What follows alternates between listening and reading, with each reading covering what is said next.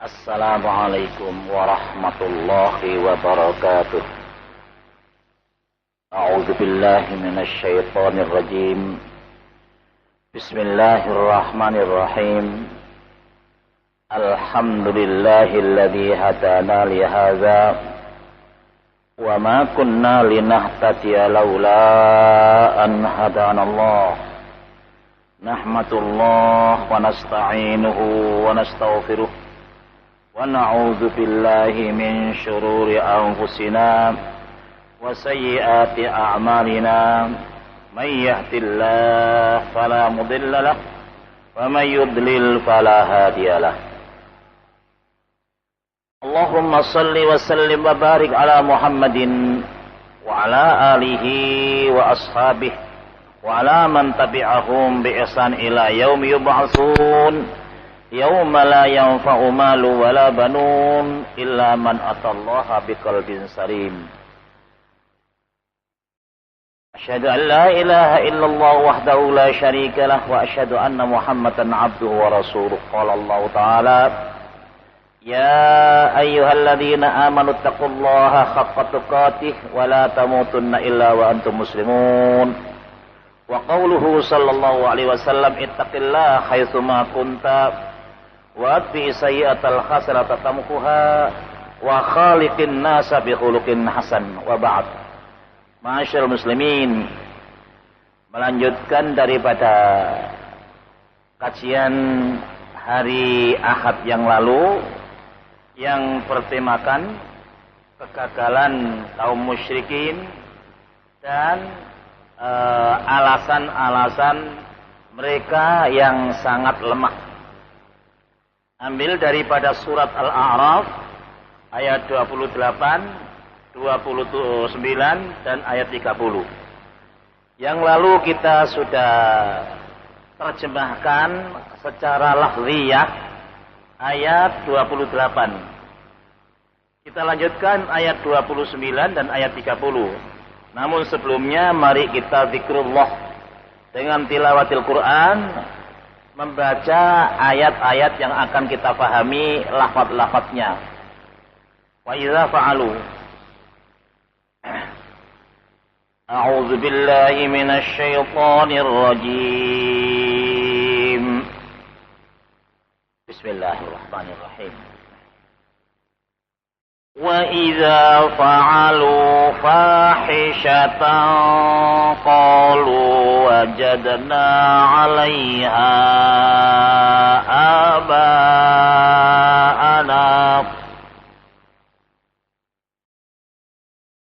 qalu wajadna 'alaiha aba'ana wallahu amarna biha Qul inna Allah la ya'muru bil fahsya'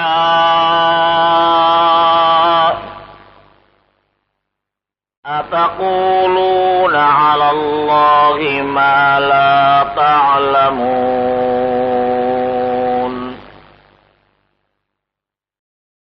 Qul amara rabbi bil qist وأقيموا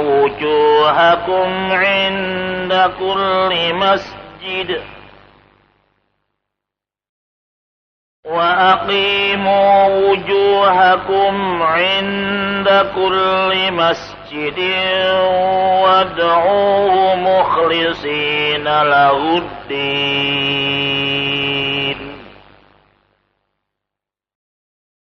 مخلصين له الدين كما بدأكم تعودون فريقا هدى وفريقا حق عليهم الضلالة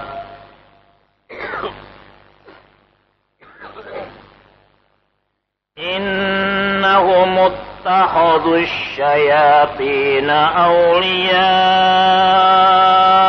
من دون الله ويحسبون أنهم مهتدون Shadaqallahul azim. Ma'asyiral muslimin. 3 ayat tersebut yaitu menerangkan bahwa kaum musyrikin mengikuti tradisi yang keliru dari nenek moyang mereka, walaupun dengan alasan-alasan yang mereka kemukakan dibatalkan oleh Allah Subhanahu wa taala. Untuk ayat 28, mari kita baca terjemahnya, yaitu pada halaman 329 ya.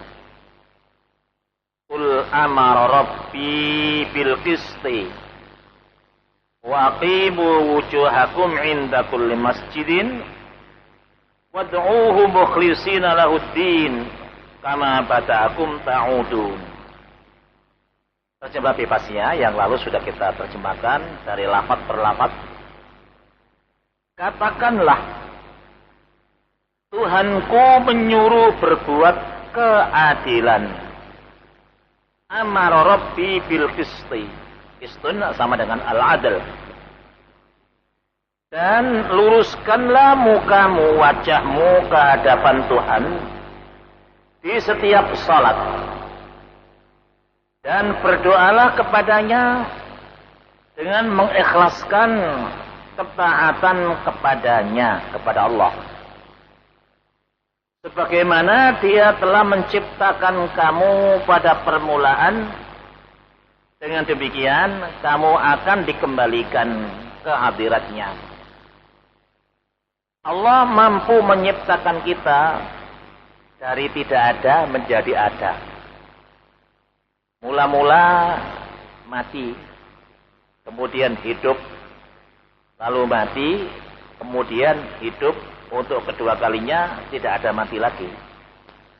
Kaifa takfuruna billah wa kuntum amwata fa ahyakum summa yumitukum summa yuhyikum summa ilaihi turja'un. Bagaimana kamu ingkar kepada Allah sedangkan kamu dulu dalam keadaan amwata, dalam keadaan mati, yaitu sebelum Allah menghidupkan kita, asalnya mati dalam arti biologi, Pak. Masih di alam roh. Tsumma yuhyikum atamuruna nasabillah atamuruna kaifa takfuruna billahi wa kuntum amwata fa ahyakum, kemudian dihidupkan. Prosesnya yaitu melalui alam rahim ibu, umumnya 9 bulan kurang atau lebih. Lalu hidup itu diteruskan hidup di dunia melalui bayi, kemudian kanak-kanak, remaja, pemuda, dewasa, kemudian syaibah, tua. Maka di waktu tua itu keadaannya seperti bayi kalau dipanjangkan umurnya oleh Allah sampai tua. Nah, para jamaah yang terhormat, setelah tua kemudian mati, mati itu kama bata'akum ta'udun, akan kami bangkitkan kembali seperti semula, walaupun tubuhnya, jasadnya sudah tinggal tulang belulang. Untuk menghidupkan kembali itu buat ilmu Allah sangatlah mudah, yang tidak bisa dilakukan oleh siapapun selain Allah. Nah, sebenarnya Allah itu memerintah yang baik-baik. Tadi kan mereka mengatakan, yaitu dalam ayat yang lalu itu menerangkan bahwa dia berbuat fahisyah, keburukan, yaitu keliling Ka'bah dengan telanjang di malam hari. Katanya itu benar dan perintah Allah. Allah tidak merintahkan demikian. Sebab manusia itu kalau tidak berpakaian itu namanya tidak adil. Yang lalu dikatakan berpakaian itu pertama menutup aurat, yang kedua untuk menghiasi diri. Kalau melepaskan pakaian berarti tidak adil. Yang sebenarnya manusia itu harus punya malu. Kalau tidak punya malu, imannya dapat diartikan akan lepas. Al-haya'u minal iman. Nabi Adam dosanya diampun oleh Allah karena Nabi Adam punya malu. Ketika melanggar memakan kayu yang terlarang, lalu akibatnya pakaiannya terlepas, merasa malu, kemudian ambil daun-daun di surga, di tempat itu untuk menutup auratnya. Setelah itu menyadari kesalahan, malu sekali berbuat salah terhadap Allah. Beliau berdoa dalam rangka mohon ampun, Rabbana zalamna anfusana wa illam taghfir lana wa tarhamna lanakunanna minal khasirin. Itu beliau ucapkan beribu-ribu kali dan beberapa saat yang cukup lama. Lalu Allah Subhanahu wa taala mengampun karena dua hal. Pertama, Adam dan Hawa punya malu. Yang kedua, mohon ampun dengan pernyataan Rabbana zalamna anfusana itu beribu-ribu kali dan dalam waktu cukup yang lama. Fatalaqa atahu min rabbi kalimatin fataba alaihi. Akhirnya tobatnya diterima oleh Allah Subhanahu wa taala. Jadi manusia itu tidak mewarisi dosa Nabi Adam. Lain dengan ajaran satu agama bahwa manusia ini menebus dosanya bapak. Semuanya berdosa supaya ditebus, supaya beriman kepada Tuhan Yesus. Karena Yesus itu fungsinya menebus dosa anak cucu Adam. Al-Quran menyatakan Nabi Adam pernah berdosa, tapi diampun oleh Allah. Berarti tidak menanggali dosa akan anak cucunya. Di sini. Nah, itu dia berbuat telanjang, tawaf, itu dianggap perintah Allah. Dianggap pertama yaitu tradisi nenek moyang mereka. Yang kedua diperintah oleh Allah, padahal tidak. Inilah ayat 29. Qul amara rabbi bil qisti. Wahai Muhammad, beritahu mereka, katakan kepada mereka bahwa telanjang, tawaf itu perbuatan buruk, bukan perintah Allah. Kalau itu tradisi nenek moyang mereka, nenek moyang mereka itu tidak berakal. Yang betul, amara rabbi bil qisti. Tuhanku, Rabbku, Rabbi memerintahkan bil qisti supaya berbuat adil. Jadi adilnya manusia itu berpakaian, Pak. Kalau tidak berpakaian, tidak adil. Nah, di dalam syariat Islam ada batasan-batasan aurat buat orang laki-laki, buat orang perempuan. Ini. Nah, di akhir zaman ini budaya telanjang ini merupakan kebanggaan para wanita, terutama kaum artis, penyanyi-penyanyi.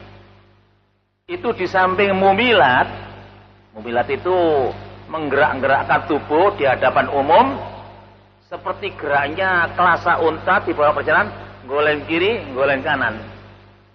Istilah baru-baru ini yaitu menyanyi sambil ngebor. Wah, itu diharamkan masuk surga, Pak itu.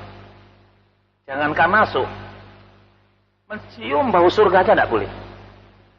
Padahal termasuk nikmat kubur, yaitu selama di alam kubur melihat taman surga dan terasa baunya. Nah, ini para penyanyi yang begitu itu mencium aja tidak boleh, Pak. Oleh karena itu kalau punya anak, ya menyanyi sih boleh, tapi jangan sampai action seperti itu. Dan jangan sampai menyanyi itu sampai membuka aurat. Budaya itu budaya tidak punya malu. Orang yang tidak punya malu, kalau minta ampun kepada Allah, tidak diampun, Pak. Orang debisin kok nyuwun tobat marang Gusti Allah.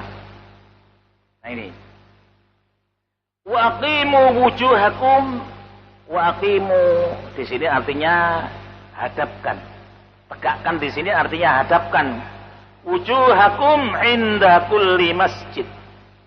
Saat itu, di saat Nabi Shallallahu Alaihi Wasallam menyampaikan risalahnya, kalau menghadap Allah supaya menghadap ke arah Ka'bah.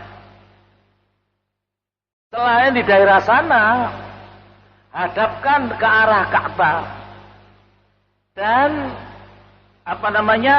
tempat-tempat sholat sudah diatur bahwa sholat di masjid manapun itu mesti menghadap ke arah Ka'bah.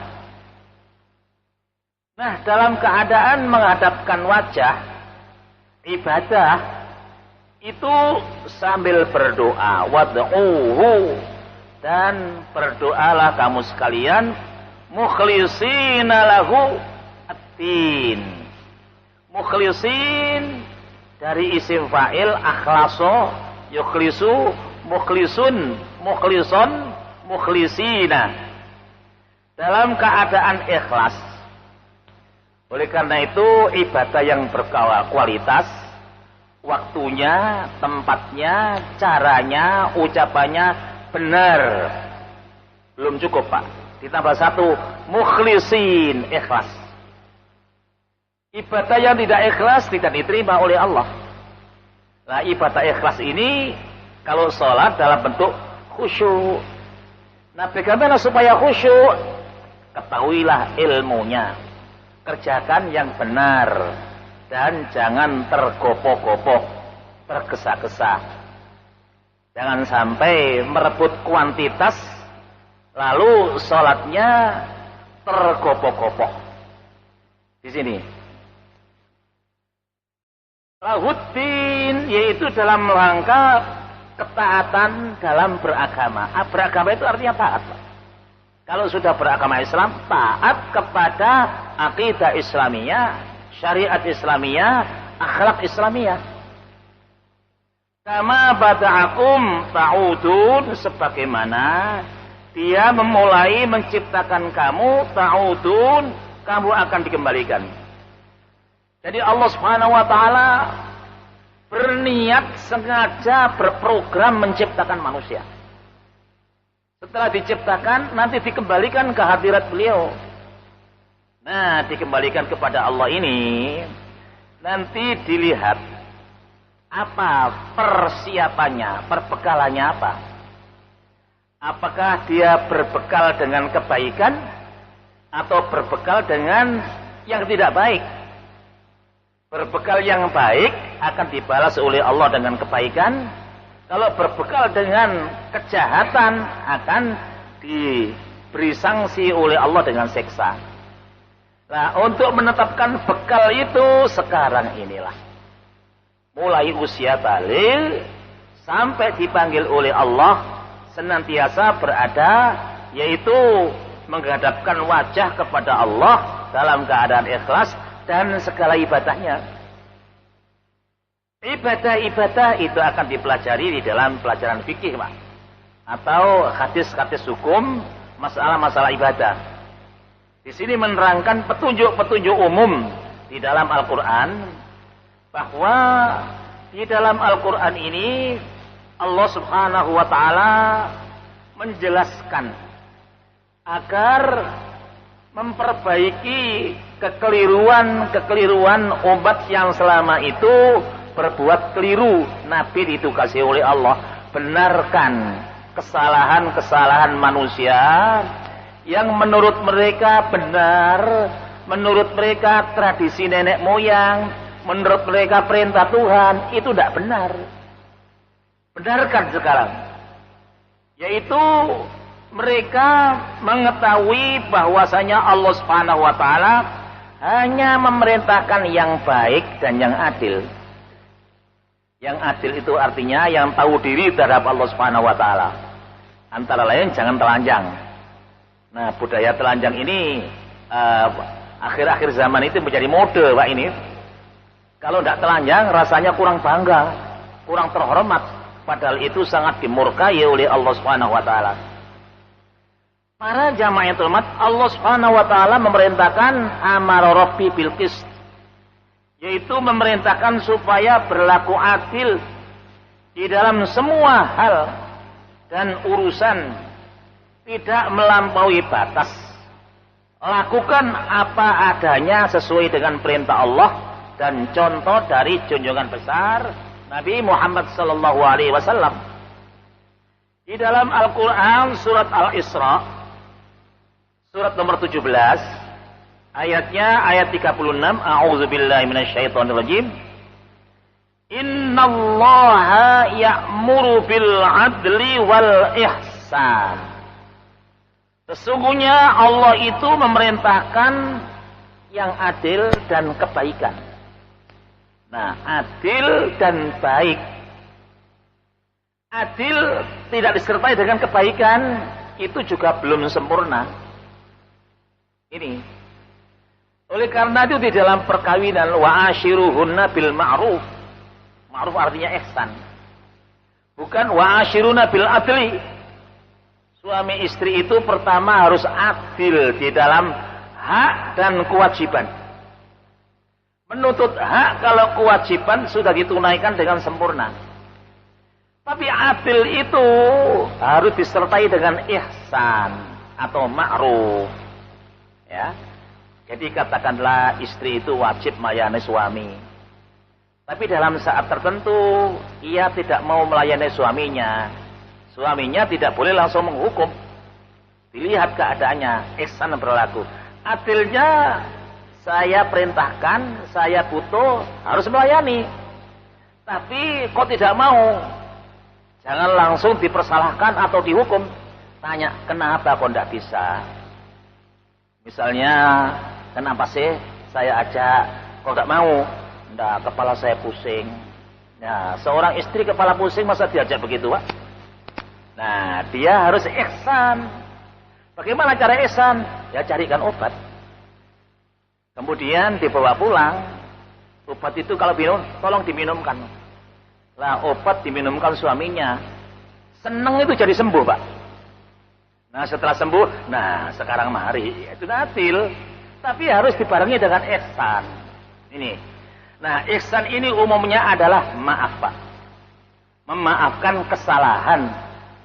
Adilnya kesalahan itu dibalas, Pak. Tapi Islam menyuruh bil adli wal ihsan. Supaya berbuat adil tapi disertai dengan sayang, disertai dengan kebaikan. Sebab manusia itu dalam keadaan tertentu tidak bisa berbuat adil karena kondisi. Kondisinya bagaimana? Nah, ini perlu diketahui. Kalau melanggar, bila perlu dimaafkan untuk sekali, 2 kali, dan tuntunan Islam ada. Untuk mengingatkan istri itu ada aturannya. Wa ita idzil qurba, termasuk ihsan yaitu memberi kepada kaum kerabat. Jadi memberi sesuatu itu sebelum diberikan orang yang jauh, berikan kerabat yang dekat dulu. Ini tuntunan untuk bermuasyarah bainan nas. Kan keluarga ini ada yang hubungannya dekat dengan kita, ada yang hubungannya agak jauh. Di sini. Nah, di dalam bertetangga, tetangga itu haknya hampir seperti saudara kandung, Pak. Punya saudara, tapi saudaranya di Tokyo sana. Kalau ada apa-apa, masa panggil saudaranya yang di Tokyo? Mesti panggil tetangganya. Nah, oleh karena itu tetangga ini ada hak-hak yang harus dipenuhi. Ini al-jar qabla al-jar. Jadi termasuk iman adalah mangkana yu'minu billahi wal yaumil akhir wal yukrim dhaifahu wal yukrim jarahu. Muliakan tetangga. Jangan sampai tetangga itu dijadikan musuh atau orang-orang yang tidak dikenal. Padahal tiap hari kita tengok kiri ke kanan kelihatan tetangga. Ini jadi saudara. Nah, ini termasuk idzil qurba. Lawannya wayanha 'anil fahsya wal munkar. Adil itu harus disertai mencegah kemungkaran, mencegah keburukan. Wal baghi, dan yang permusuhan. Di dalam hidup itu tidak boleh permusuhan. Kenapa Islam itu mengajarkan damai? Loh kok ada perang? Ya itu karena perbuatan orang kafir keterlaluan. Orang kafir yang boleh diperangi kan itu kafir harbi, Pak. Kafir yang memusuhi. Kalau tidak memusuhi, bisa mengadakan perdamaian, berjanji damai. Atau bisa ya seperti kafir dhimmi, orang kafir yang tinggal di lingkungan Islam. Sepanjang ia tidak menentang aturan Islam, silahkan beragama menurut kepercayaannya, karena tidak mau. Orang untuk diajak beragama itu tidak boleh dipaksa. Nah, kalau dia tidak mau, jangan mengganggu Islam. Nah, kalau mengganggu, ada aturannya, Pak. Jihad melawan orang yang mengganggu Islam. Nah, ini surat Isra ayat 36. Dalam ayat ini pula diterangkan, selanjutnya Allah Subhanahu wa taala menyuruh supaya mereka mengarahkan wajahnya ke tempat-tempat ibadah. Menghadapkan wajah ini menjadi syarat daripada sholat. Syarat sholat, sebelum melakukannya harus mengetahui arah kiblat. Ma'rifatu wujuhil kiblah. Sepanjang ia mengetahui, jangan sholat menghadap berlawanan atau berbeda dengan arah kiblat. Kecuali kalau tidak tahu. Orang itu kadang-kadang pada saatnya kebingungan, Pak. Tidak tahu arah mana utara, mana selatan. Kalau pagi di sini bisa, kalau matahari terbit itu timur, lawannya barat. Maka sholat subuh kan belum ada matahari. Jadi termasuk aqimu wujuhakum inda kulli masjid. Artinya masjid tempat sholat. Sholat itu kalau di masjid sudah diatur, Pak, mesti menghadap kiblat. Karena membangun masjid itu sudah diarahkan kiblatnya. Malah baru-baru ini masjid itu diperiksa, atau diberi garis itu, Pak. Alhamdulillah Masjid Mujahidin tidak ada perubahan. Jadi menghadap sholat di Masjid Mujahidin itu arahnya sudah pas kiblat. Ini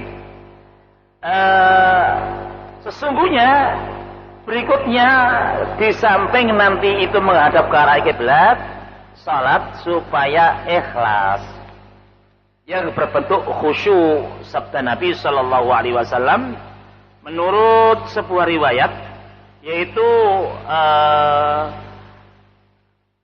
Nabi Shallallahu Alaihi Wasallam bersabda, Innallaha Taala la yaqbalu minal amali illa ma kana lahu khalisan. Allah Subhanahu Wa Taala tidak menerima amal soleh yang tidak ikhlas. Jadi diterima amalnya itu ikhlas. Nah, kalau amal buruk, Pak, tidak perlu ikhlas. Kalau amal buruk ikhlas, baru disiksa oleh Allah. Tidak begitu. Karena amal buruk itu merupakan larangan. Jadi walaupun maling, aku ikhlas kok, itu tidak bisa, Pak, begitu. Tidak ada syarat begitu. Kalau amal soleh, itu niatnya harus lillah dan ikhlas. Dalam arti khusyuk. Bagaimana latihannya salat khusyuk? Ilmunya tahu. Menghadap kiblat sudah betul, berdirinya sudah betul, rukuknya sudah betul, sujudnya, duduknya, bacaannya betul. Apalagi apa yang dibaca itu mengetahui, akan menambah khusyuk di dalam sholat. Para jamaah yang terhormat, dalam ayat tadi disebutkan kama bada'akum ta'uduna. Manusia itu akhirnya akan bernasib seperti keadaan semula. Yaitu kalau sudah tua kan tidak bisa berbuat apa-apa, Pak. Kita masih setengah tua, Pak, ya. Masih bisa berjalan ke masjid, masih bisa sholat jamaah. Nanti pada saatnya tidak kuat berjalan ke masjid. Nanti pada saatnya tidak kuat berdiri. Nanti pada saatnya loyo. Kan seperti bayi dulu. Pipis dipipiskan, buang diistinjai. Lah kita juga begitu kalau sudah terlalu tua. Nah, setelah itu ditinggalkan dunia ini, nanti akan dikembalikan oleh Allah Subhanahu wa taala, yaitu ta'udun. Nah, dikembalikan itu gampang buat Allah Subhanahu wa taala. Ini pelajaran keimanan, Mbak, ini. Bahwa manusia akan menghadapi hari bangkit. Semua dibangkitkan oleh Allah. Kalau sudah menghadap Allah, nanti itu menghadap sendiri-sendiri. Tidak ada yang diantar. Nah sekarang kalau menghadap ke pengadilan diantar Pak. Lalu mengambil pengacara. Besok tidak ada pengacara itu, pembela itu tidak ada itu. Di hadapan Allah menghadapi landrat. Landrat itu bahasa Jawa Pak. Ya. Landrat itu bahasa Belanda. Ini nanti sendiri-sendiri. Kita perhatikan firman Allah. Di dalam surat Al-An'am yang lalu. Yaitu surat nomor 6. Sekarang ini sedang nomor 7 ya. Al-A'raf. Ayat 94. Walaqad ji'tumuna furada kama khalaqnakum awwala marrah wa taraktum ma khawwalnakum wara'a dhuhurikum. Dan sesungguhnya kamu datang kepada kami yaitu sendiri-sendiri. Kita datang ke dunia itu kan sendiri Pak ya, sendirian. Atau sendiri bersama kembarannya. Dan itu jarang. Furadam kama khalaqnakum awwala marrah. Jadi besok menghadap Allah juga sendiri. Tidak ada yang mengantar. Bapak tidak bisa mengantar anaknya, anaknya tidak bisa mengantar bapaknya ketika di hadapan mahkamah Allah Subhanahu wa taala. Yaitu di dalam peristiwa hisab dan mizan. Ini pelajaran tauhid Pak kalau ini. Wa taraktum ma khawwalnakum wara'a dhuhurikum. Dan akan kau tinggalkan di belakang kamu, duniamu ditinggal. Apa yang ia miliki di dunia ditinggal semuanya. Yang punya harta bergudang-gudang ditinggalkan. Dan orang mati dibawai dengan harta juga tidak ada gunanya. Dan merepoti ngubur nanti. Rumah gedongnya yang ada di pinggir rembong ketika mati dibawakan, kuburannya seberapa nanti? Dan kenyataannya semua orang mati, baik orang Islam atau orang kafir, tidak membawa apa-apa. Hanya sebagian non-Islam ada aturan, kalau meninggal itu sebagian hartanya dibawakan. Tapi tidak seluruhnya. Pakaiannya, perhiasannya, sekedar dapat dibawa sesuai dengan luas kuburan itu. Nah, di sana sendirian, Pak. Setelah ditanam sendirian, seluruh keluarga balik. Nah, akan ada cinta sehidup semati itu bohong Pak itu. Ketika ia janji dulu ketika akan nikah, kita hidup bersama, mati bersama. Nah kalau enggak, matinya enggak bersama, apa mau menyuap apa? Mau bersama-sama? Enggak mau Pak. Ya katakanlah bapak-bapak ini tinggal mati istrinya, apa mau ikut bersama-sama? Ya udah apa-apa nanti kawin lagi kan begitu. Istri juga begitu.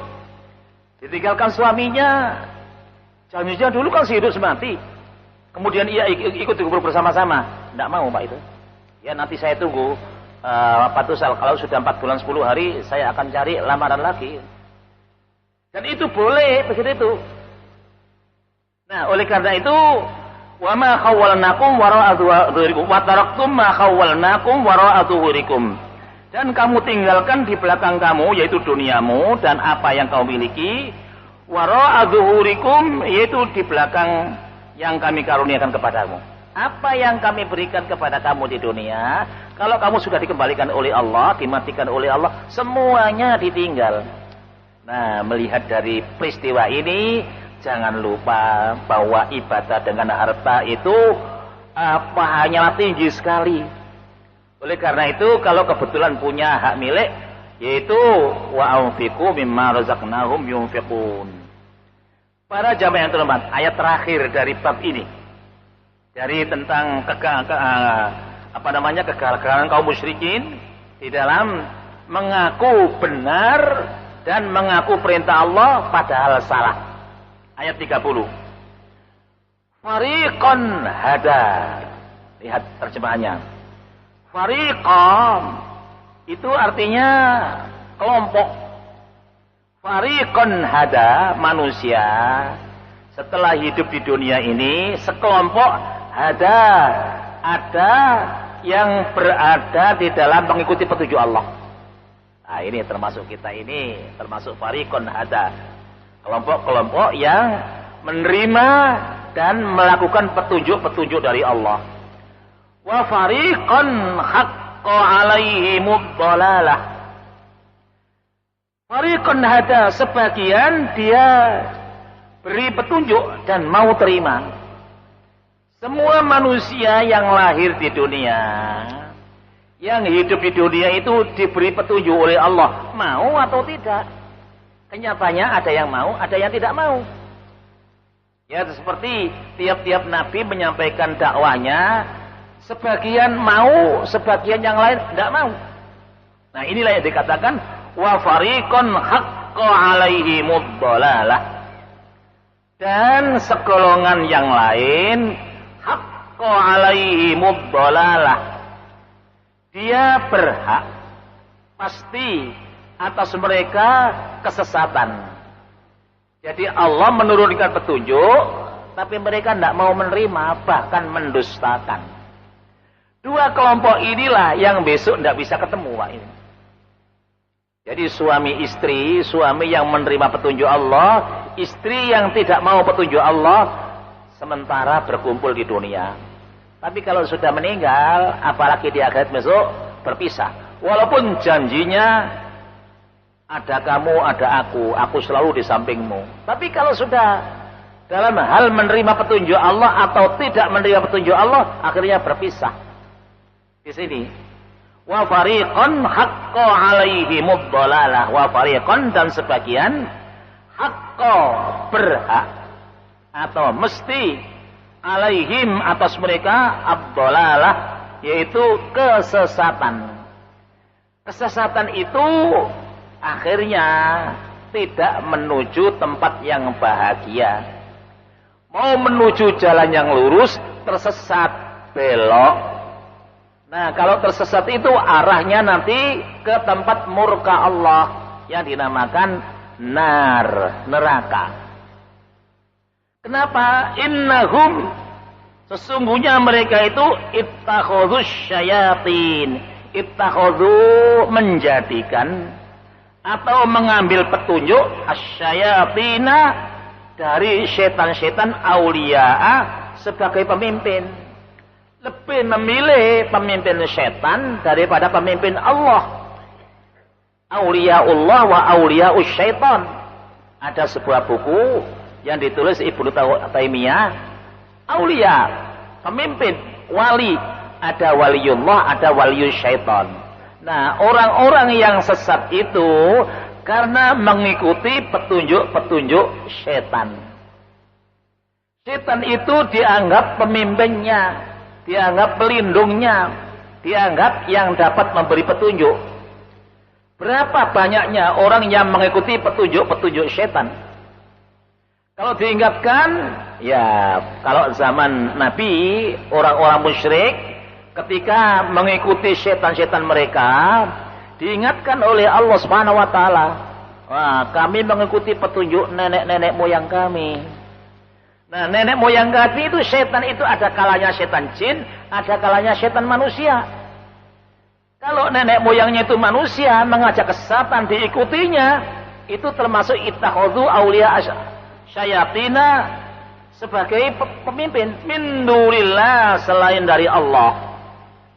Dan mereka mengambil petunjuk dari petunjuk-petunjuk setan, artinya petunjuk yang sesat selain Allah.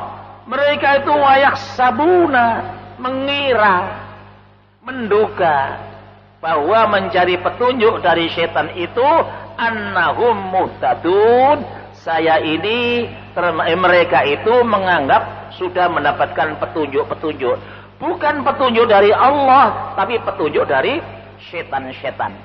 Setan di sini artinya kejahatan-kejahatan, Pak. Menolak petunjuk dari Allah, justru mengambil petunjuk dari setan.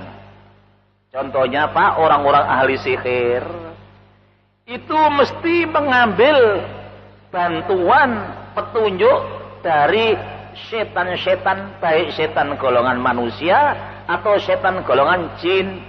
Kalau sihir rata-rata bantuan daripada setan golongan jin. Nah, mereka puas berhasil ditolong oleh jin, dapat mensihir lawannya. Nah, tidak tahu bahwa itu risikonya besar sekali. Para jamaah yang terhormat, ayat 30 ini Allah Subhanahu wa taala memberi kejelasan, yaitu uh, pada ayat ini Allah memberi penjelasan bahwa manusia itu terbagi menjadi dua golongan. Golongan pertama yaitu golongan yang telah diberi petunjuk oleh Allah dan mau menerimanya. Zaman Nabi kan begitu. Pertama-tama orang yang diajak menjadi orang yang beriman, pertama-tama Khadijah, istri beliau sendiri. Lalu Abu Bakar As-Siddiq. Nah, kemudian Ali bin Abi Thalib. Abu Bakar mengajak Utsman bin Affan. Begitu orang-orang yang kedatangan petunjuk Allah dan mau menerimanya. Ada yang mula-mula menerima, akhirnya menolak, namanya orang murtad. Contohnya di zaman Nabi, ada seorang namanya Mut'im bin Adi. Semula dia beriman kepada Nabi SAW, beriman kepada Allah, beriman kepada ayat-ayat Al-Quran. Setelah terjadi peristiwa Isra Mi'raj, Nabi sepulang Mi'raj menyampaikan berita Isra Mi'raj itu kepada seluruh masyarakat. Abu Jahal menolak. Mut'im bin Adi keplok bokong, Pak. Ya, ini yang biasa orang bertepuk dengan pantat itu kan orang perempuan. Ini ada orang laki-laki saking tidak percayanya bahwa peristiwa itu benar atas perintah Allah, dia menyatakan aku keluar dari pengikut Muhammad. Ada yang begitu. Jadi di dalam ayat ini menerangkan bahwa manusia itu terbagi dua golongan. Ada yang mau menerima petunjuk Allah, fariqun hadam, dan sebagian ada yang menolak petunjuk Allah, memilih petunjuk-petunjuk yang diberikan oleh setan-setan, dan setan-setan itu diangkat sebagai aulia, sebagai pelindungnya, pembimbingnya. Para jamaah yang terhormat, di dalam ayat yang lain yang menerangkan seperti ayat 30 ini, seperti firman Allah di dalam surat Kahfi ayat 103, ayat 104. Ini tafsir, Pak, tafsir ayat bil ayat. Hal nunabbiukum bil akhsarina a'mala alladzina dhalla sa'yuhum fil hayatid dunya wa hum yahsabuna annahum yuhsinuna sun'a. Katakanlah, apakah akan kami beritahukan kepada kamu tentang orang-orang yang berpaling? Artinya tidak mau menerima petunjuk, diberi petunjuk tapi tidak mau. Itu berpaling dan merugi karena perbuatannya menolak petunjuk Allah dan menerima petunjuk-petunjuk setan. Yaitu orang-orang yang telah tersesat perbuatannya di dalam kehidupan selama di dunia. Ketika ia sesat itu merasa, menduga bahwa dia itu berada di dalam petunjuk dan berbuat yang baik. Berzina itu dianggap baik. Mergo apa? Tir podo gendenge, sir podo irenge, itu kan dianggap baik itu. Hukum KUHP saja, Pak, ya. Berzina itu kalau paksaan baru dihukum. Tapi ini podo senenge enggak apa-apa, Pak. Jadi seorang suami punya istri, istrinya selingkuh, tapi mau, itu suami enggak bisa nuntut, Pak, itu. Lalu mau dia tuh, hukum begitu, hukum tinggal ada londo, Pak, Ibu. Kalau Islam tidak, kalau tidak nikah, mau atau tidak mau, ini mendapatkan satu hukuman. Kalau dipaksa nanti ada perhitungan sendiri bagi yang dipaksa. Nah, para jamaah yang terhormat, akhirnya mari kita ambil kesimpulan dari 3 ayat. Ayat 28, 29, 30. Yang pertama, orang-orang yang tidak beriman apabila diingatkan dengan perbuatannya yang keliru, dia merasa benar karpe dewi. Alasannya mengikuti tradisi nenek moyang mereka. Mereka merasa kekeliruan itu atas perintah Allah. Nah, jelas ini dibantah oleh Allah Subhanahu wa taala. Yang kedua, Allah Subhanahu wa taala menyuruh berbuat adil, berbuat baik, dan jangan berbuat salah. Ukuran berbuat baik itu kalau dari Allah, al-haqqu mir rabbik fala takunanna minal mumtarin. Kalau sudah petunjuk dari Allah, mesti benar, jangan diragukan lagi. Kemudian manusia di hari kiamat ada 2 kelompok. Kelompok yang dulu menerima petunjuk, selamat di akhirat. Kelompok yang menolak petunjuk, dia termasuk merugi dan merugi buat selama-lamanya. Para jamaah yang terhormat, dengan pemahaman seperti ini, Quran kita baca, kami yang baca, para bapak dan para majelis, yaitu mendengarnya pahalanya sama. Lalu kita ambil makna-makna lafziyahnya dengan tafsir-tafsir ringkas, agar kita ini termasuk fariqon hada, kelompok yang menerima petunjuk dari Allah Subhanahu wa taala, besok akan selamat di hadapan Allah Subhanahu wa taala. Mari kita akhiri kajian kita ini dengan membaca kafaratul majlis. Bismillahirrahmanirrahim. Allahumma shalli wa sallim wa barik ala Muhammad walhamdulillahil alamin.